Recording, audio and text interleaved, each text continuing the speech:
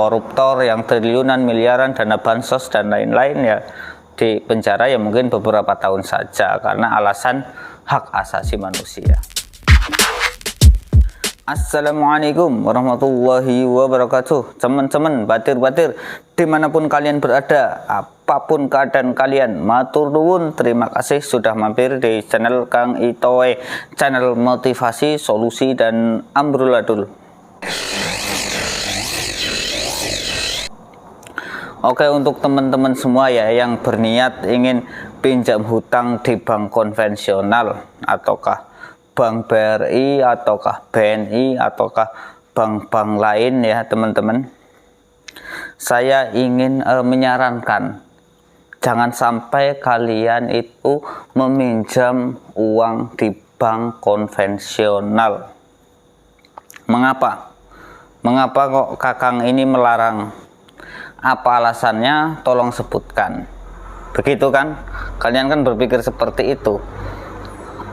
Banyak juga kok yang usaha itu dari hutang bank, mereka akhirnya bisa sukses.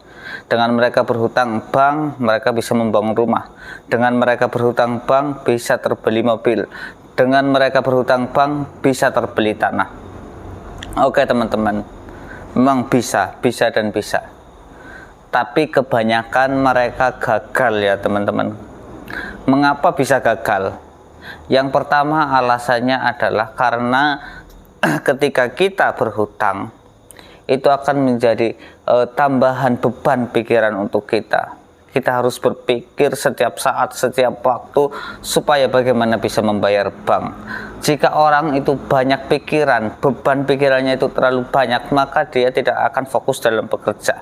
Sedangkan untuk mencari cuan, mencari duit ya teman-teman, itu kita harus pikirannya itu fresh, tidak dalam keadaan tertekan. Jika kita dalam keadaan berhutang, keadaan tertekan, itu akan membuat kita stres. Orang stres itu ya akhirnya akan malas bekerja dan akhirnya pun usahanya pun akan mengalami kemunduran, kebangkrutan lah kalau fatalnya begitu ya teman-teman. Terus apalagi Kang alasan-alasan yang lain? Begini teman-teman, hutang bank konvensional itu yang pertama itu walaupun kita lancar teman-teman, sebenarnya kita sedang dihisap darahnya. Kok darah Kang? Iya, darah ini adalah untuk metabolisme tubuh ya teman-teman. Tanpa darah kita tidak akan bisa hidup. Mengapa saya ngomong dihisap darahnya? Karena apa? Karena bunga bank ini ya, kita kan hutang misalnya 50 juta dalam jangka waktu diangsur 3 tahun. Kita membayar bunganya saja itu sekitar 15 juta teman-teman. 15 juta kita berikan kepada orang lain secara cuma-cuma ya teman-teman. Nah, kita kerja keras, kita susah payah, mereka yang dapat hasilnya. Itulah kira-kira ya teman-teman. Jadi lama kelamaan ya kita akan disedot-sedot terus, akhirnya akan habis, kita akan mati. Bukan raga kita yang mati, tapi jiwa pikiran kita itu akan mati. Karena apa? Karena ya itu tadi, kita bekerja sekuat tenaga, bekerja keras. Kadang-kadang kita sudah berhasil mengumpulkan banyak itu aset ya, akhirnya akan menjadi milik mereka. Karena surat agunan dari karena surat aset tadi untuk agunan bank-bank konvensional ini. Jadi ketika kita nantinya usahanya bangkrut, maka mereka lah pemilik aset yang kita punya ini teman-teman. Dan akhirnya kita pun akan mati. Mati dalam artian ini adalah mati tidak punya apa-apa lagi. Bukan raga kita yang mati ya teman-teman. Itulah mengapa bank konvensional ini sebenarnya itu sangat kejam. Kita saja yang tidak tahu teman-teman. Nah, yang terakhir adalah kekejaman mereka itu melebihi dari hukum Tuhan teman-teman. Ini Saya sebutkan ini, saya ulangi lagi, kekejaman mereka itu hukumnya itu melebihi hukum Tuhan. Nah, kita ketahui ya teman-teman, saya arahkan dulu. Kalau kita di Islam itu kan hukum Allah Ta'ala, hukum Tuhan adalah misalnya kalau seorang pembunuh, nyawa harus ditukar nyawa. Ada yang namanya kisos. Kalau membunuh ya maka harus dibunuh. Kalau mematahkan tangan ya harus dipatahkan tangannya. Begitu kan teman-teman. Mencuri dihukum potong tangan. Nah, hukum Tuhan itu kan seperti itu. Tapi kan pada kenyataannya kita ini manusia. Jadi banyak HAM atau segala macam hak asasi manusia. Ada lagi yang lain ya, yang katanya ini tidak berberi kemanusiaan, hukum seperti ini kisos. Jadi kalau kita di negara demokrasi ini, kisos ini tidak berlaku ya teman-teman. Jadi kalau orang yang pencuri ya hanya dipenjara saja, koruptor yang triliunan, miliaran, dana bansos dan lain-lain ya dipenjara ya mungkin beberapa tahun saja karena alasan hak asasi manusia.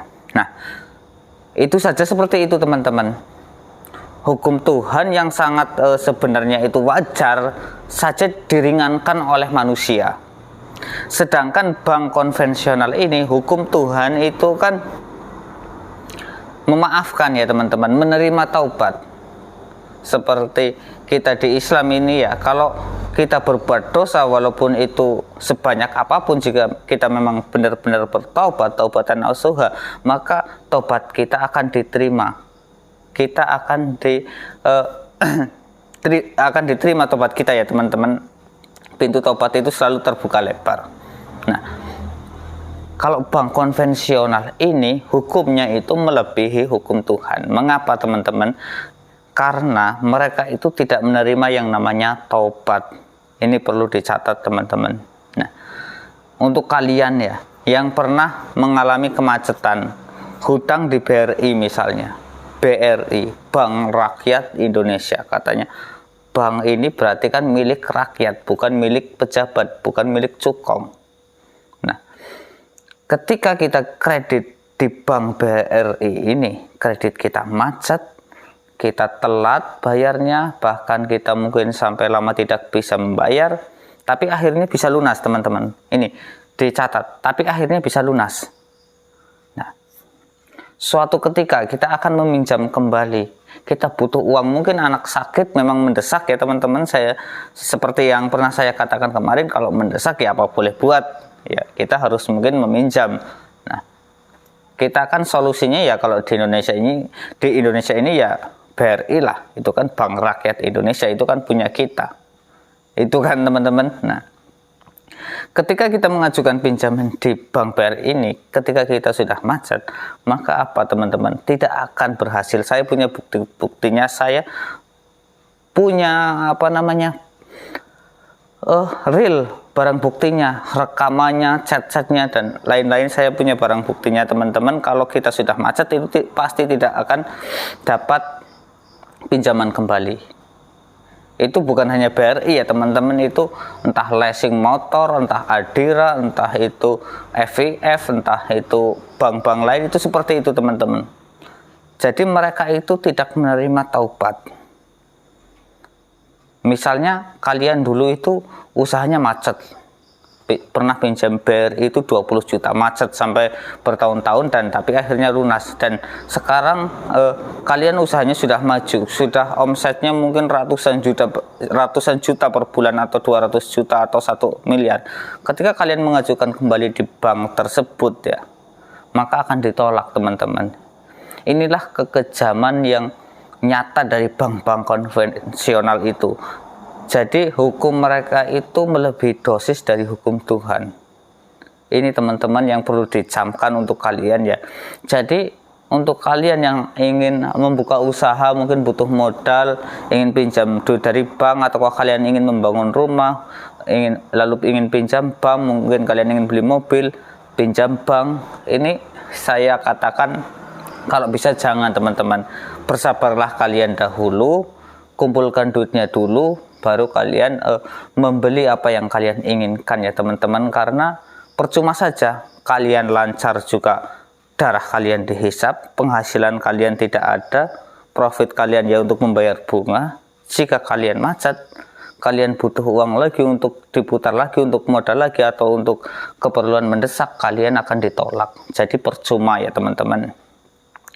Mudah-mudahan apa yang saya ucapkan ini, apa yang saya omongkan ini ada manfaatnya ya teman-teman, walaupun sedikit. Yang sudah menyaksikan sampai selesai, saya ucapkan terima kasih. Mohon subscribe-nya, like video saya, komen-komen di bawah, siapa tahu kita ada perbedaan pendapat. Matur nuwun, terima kasih. Wassalamualaikum warahmatullahi wabarakatuh.